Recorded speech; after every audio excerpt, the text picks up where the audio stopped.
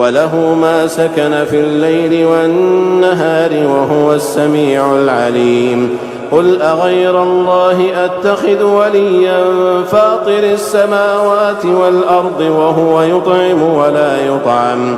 قل إني أمرت أن أكون أول من أسلم ولا تكونن من المشركين. قل إني أخاف إن عصيت ربي عذاب يوم عظيم.